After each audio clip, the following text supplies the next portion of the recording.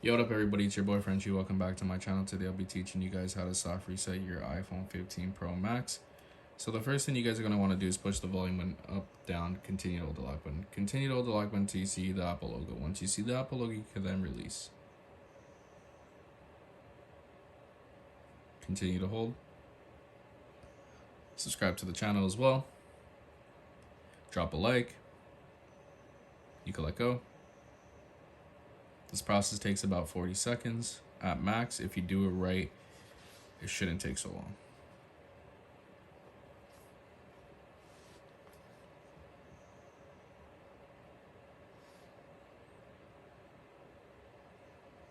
And there you guys go, your phone has been soft resetted.